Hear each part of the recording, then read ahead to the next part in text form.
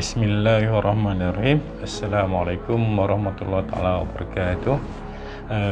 Hari ini 3 hari bulan 4 tahun 2020.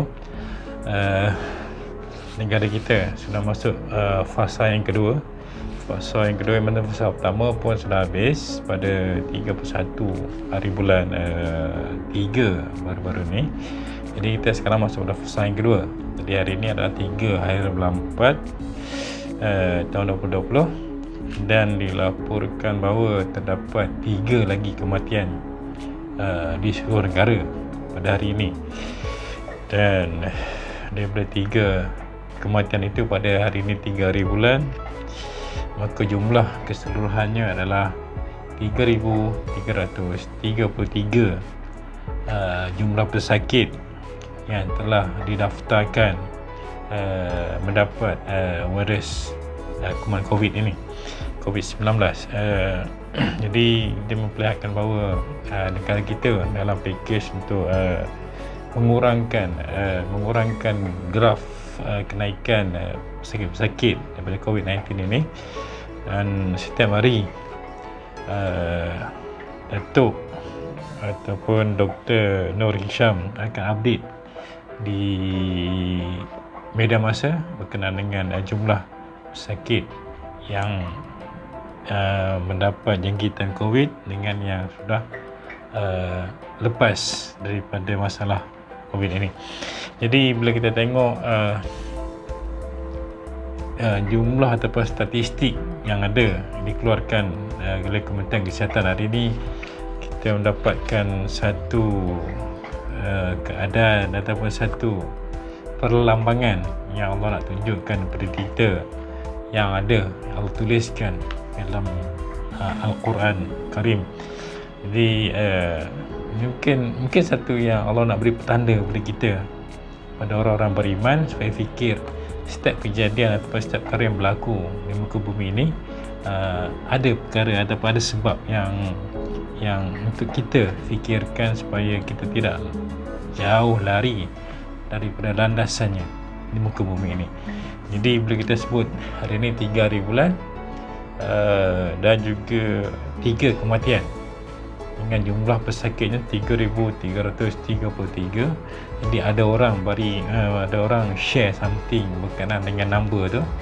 Mereka cuba mereka letakkan sharing mereka di media sosial di WhatsApp, dan saya fikir Allah Rabbi, satu keadaan yang ataupun satu ingatan atau petunjuk yang Allah berikan untuk kita umat manusia dan juga umat Islam atas muka bumi. Jadi bila tengok number 3 hari bulan 4, 3 hari bulan 4 dengan 3 kematian, jumlah keseluruhannya 3,333 jumlah pesakit. Jadi ada insan berkongsi mengatakan bahawa cuba buka pada ayat pada surah 33 surah Al-Ahzab dan tengok pada ayat 33. Jadi hari ini saya nak cuba baca untuk kita renung bersama sesuatu yang menusuk jiwa sebenarnya, kerana Allah beri peringatan ini bukannya kebetulan, tapi sebenarnya Allah dah susun setiap kejadian yang berlaku di atas muka bumi ini. Jadi kita baca ayat 33 daripada surah Al-Ahzab, iaitu surah 33 dalam Al-Quran ini. Bismillahirrahmanirrahim. Wa qarna fi buyutikunna wa la tabarrajna tabarrujal jahiliyatil ula wa aqimna as-salata wa atina az-zakata wa ati'na Allaha wa rasulahu innama yuridullahu liyuzhiba ankumum rijsa ahlal baiti wa yutahhirakum tathira. Itulah ayat 33 daripada surah Al-Ahzab, itu surah yang ke-33. Jadi apa maksud ataupun makna di sebalik ayat ini? Jadi kita boleh tengok, kita baca daripada tulisan yang tak di sebelah sini.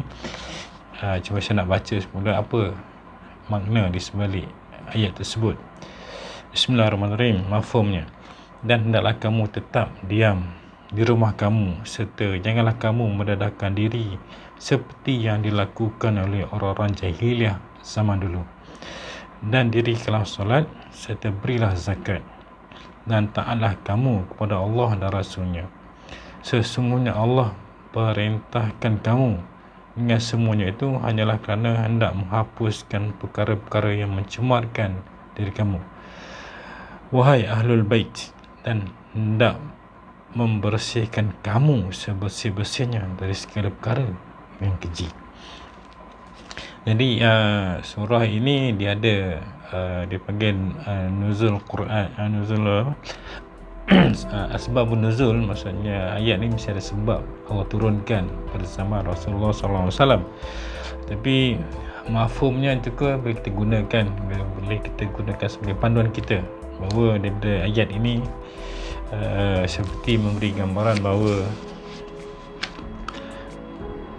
janganlah kamu mendedahkan diri pada sesuatu yang membahayakan diri kita. Dan Allah juga berfirman dalam ayat ini, hendaklah kamu tetap diam di rumah kamu. Jadi di situ menampakkan bahawa Allah memberi satu petunjuk bahawa bila kerajaan sekarang ini yang kebanyakan ataupun pandangan-pandangan ulama yang ambil kira seperti Ustaz Zulkifli yang kini menjawab jawatan sebagai Menteri Haiwan Agama di Jabatan Perdana Menteri, beliau juga memberikan pendapat dalam urusan kabinet, dan beliau mengambil ijtihad bahawa semua upacara-upacara keagamaan di masjid seperti ibadah solat jemaah, solat Jumaat, dan juga syiri ceramah-ceramah agama yang masih kita lakukan di masjid-masjid ditangguhkan buat sementara waktu, dan duduklah di rumah dan kerjakanlah solat dan di rumah. Dan ini menampakkan bahawa ayat ini juga Allah memberi gambaran untuk memberikan idea bahawanya bila dalam bab-bab yang macam ni ada kemaslahatan umum, duduklah di rumah. Kerana apa? Kita adalah ejen yang membawa. Kalau kita duduk bercampur dengan semua orang, kita merupakan ejen-ejen yang membawa masalah ini kepada orang lain. Jadi apa yang saya kongsikan daripada ayat ini menunjukkan bahawa kita umat Islam amat bertuah. Kerana apa? Kerana kita ada agama ataupun ada panduan daripada pencipta kita sendiri, dan bukan ni ada reka-reka oleh makhluk sebenarnya. Dan kita dan saya sendiri dan juga anda semua wajib merasa syukur. Kerana apa? Kerana Allah pilih kita masuk dalam agamanya, dan Allah pilih generasi kita insya-Allah ke bawah, dan juga generasi kita yang telah lepas pegang pada agama suci ini. Dan sehingga ke hari ini Allah masih lagi benarkan kita duduk dalam agama ini, dan kita peganglah. Kerana apa? Nikmat paling besar di atas muka bumi ini dan juga di alam semesta adalah nikmat Islam, nikmat iman. Mungkin orang tak faham apa itu nikmat Islam, nikmat iman, tapi orang-orang macam dah lama atau orang yang beramal dengan agama Islam ini, mereka nampak bahawanya kalau kita bandingkan dengan agama-agama, bukan agama pun, kepercayaan yang lain, kita rasa Islam adalah yang terbaik untuk umat manusia. Kerana apa? Islam menjaga kita sebagai manusia, dan Islam menjaga makhluk yang lain untuk kita fikirkan atau kembangkan fikiran kita untuk menjadi insan yang dapat memberikan kebaikan kepada diri kita dan juga kebaikan kepada makhluk yang lain dan juga insan-insan yang lain di luar sana.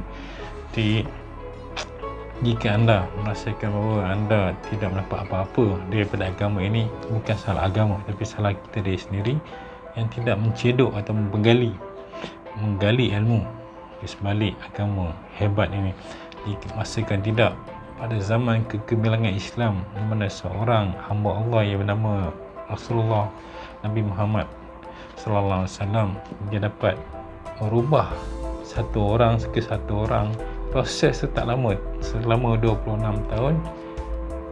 Asasnya yang kukuh yang bagi letakkan dalam jiwa-jiwa umat Arab ketika itu akhirnya satu dunia sudah kenal agama ini.